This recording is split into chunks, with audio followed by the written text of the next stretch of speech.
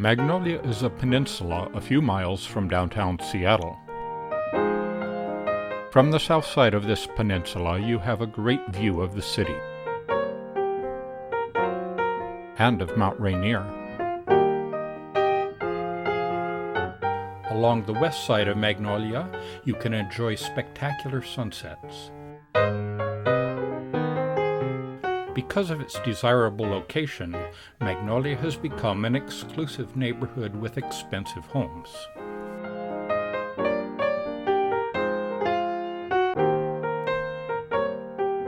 At the northwest tip of the Magnolia Peninsula is the 550-acre Discovery Park. Created in 1972 when the military returned the 110-year-old Fort Lawton to the city of Seattle. Only 22 acres of Fort Lawton were retained for Army Reserve activities. Since its creation, Discovery Park was intended to be an urban wilderness. It offers miles of hiking trails and saltwater beaches.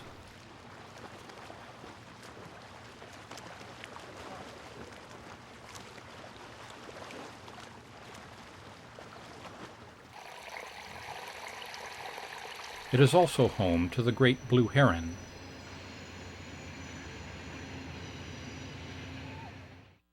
In 2011, the last 22 acres of Fort Lawton will be returned to the city of Seattle. The military has required the city to submit a plan for how the land will be reused, and has urged the city to consider serving people who are homeless. To develop the plan, the city held a series of workshops and hearings with community groups and concerned citizens. The plan, as proposed, includes the following: 108 to 125 units, which will consist of a mix that includes townhomes and single-family homes. There will be 6 self-help Habitat for Humanity homes. The Archdiocese will provide 30 housing for the homeless, and the AHA will also provide 55 senior studios for a total of 85 homeless units. So this area over here, this is where they're going to build houses. There'll be houses right along this ridge, and they'll carry down over to this area where the Army trucks are. This view that's out here to the north, that actually will be all lost. I like it very much. I chose it of the many buildings, particularly because of the proximity to Discovery Park. And I've always loved the park. I love to walk. The loop trail particularly, it's a 3-mile loop, and sometimes I walk down to the beach. Over 500 forested acres. We have over 8,000 people a night that are in temporary shelters or on the streets in our city. That's just not acceptable. But, at the same time, I'm also very concerned. I do want the homeless and low-income people to live. I think to live in the Army base. I think that it's very important that we take that responsibility as a community. Magnolia is a pretty affluent neighborhood as Seattle neighborhoods go. Where are these people going to work? The bus service in and out of Magnolia is terrible. How are they going to get to work or get to the schools that they're going to send their kids to, get to medical care? I think it was a realistic concern on behalf of the homeless people, not so much of, I don't want them near me. There's no stores real close by. There's no drug stores close by. They're miles and miles away. They have to walk clear out, bus and people to get around. It's not set up for it. There's so many avenues available to people who are in situations where they can't drive their cars or they don't have the money to have a car, and I'm sure there's plenty of bus lines going through there, so I don't understand the logic behind that argument. The Magnolia Neighborhood Planning Council, we filed a lawsuit against the city, and the basis for our lawsuit is that the city did not follow the SEPA, the State Environmental Protection Regulations. Residents who oppose the city's plan organized a gathering at a neighborhood restaurant to raise money for the lawsuit to fight the plan.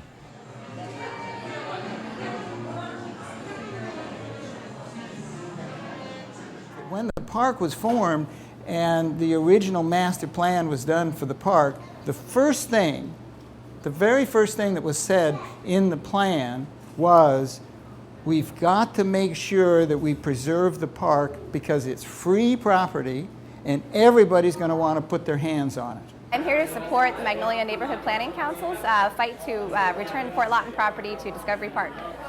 While this group of neighbors gathered to oppose the plan, one lone figure stood in the rain outside with a handmade sign.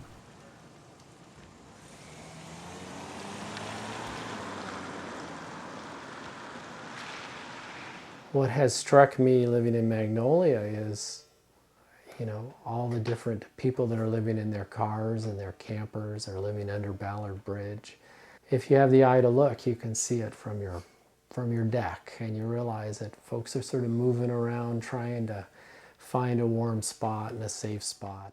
Why are our grandparents, why are the people that raised us, the people that fought for our country and fought for the values that we believe in here in this country on the street suffering when they have given their whole lives in a lot of cases? In the long run, the homeless is a problem, and it needs to be addressed properly, and mixing in part of this with upstyle grade homes is the wrong situation to try to, as they point out, and what they're working on is integrating those.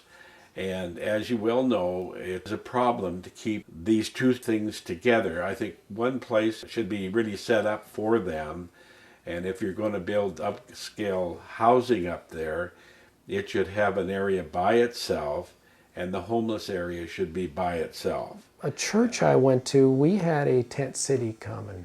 There was a lot of concern about it was too close to a school and all those kind of things. There were people that were real concerned about that. And the experience of everybody afterwards was that it was just a beneficial experience for everybody. Let's look at 90% of America today. If they miss 2 paychecks, they'd be in my situation.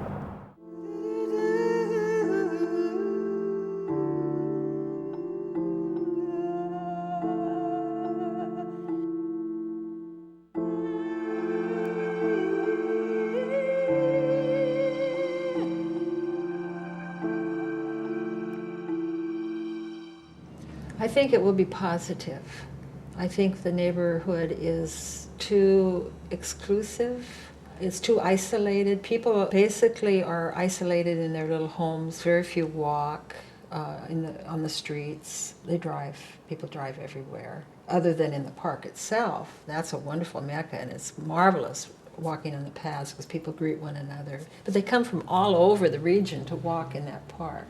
But basically the neighbors here, like so many places in Seattle, particularly the more affluent places, are basically very isolated, I feel. And it's not a really friendly setting, because I can walk on the streets for an hour and basically see no one on the street or even in their yards. We have the opportunity, because of some of the base closings that are happening and have been happening.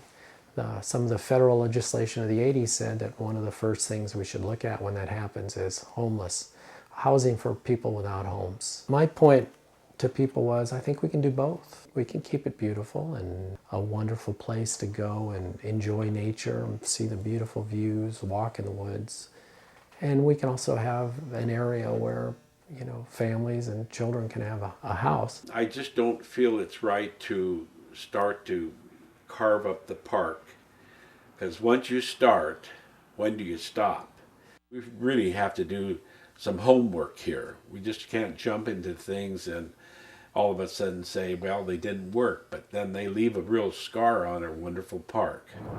I haven't had time to go and delve into the community's argument and understand the issues with the Magnolia project, but from other things that I've been involved with as an advocate, those underlying currents seem to always be the problem. It always comes back to property values, money. You look around the corner of any of these developments and you'll see that it comes from the council and the mayors and the people that are in the city. They're in that mix somewhere. The city, money-wise, is always looking to see if they can fill their coffers, with money, taxes, and everything else.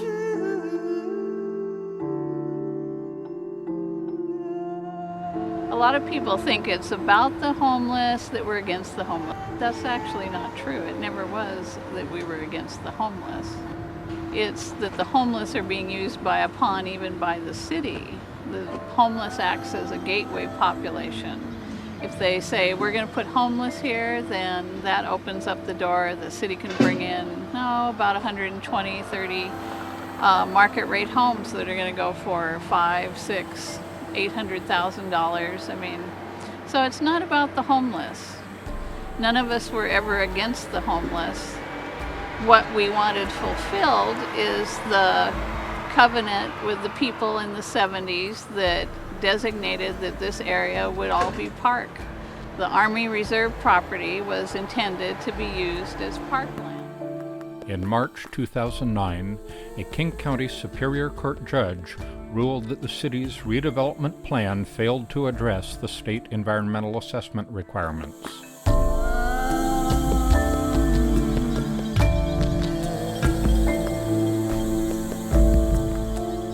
As of June 2009, the U.S. Department of Defense has not responded to the City of Seattle's Fort Lawton redevelopment proposal.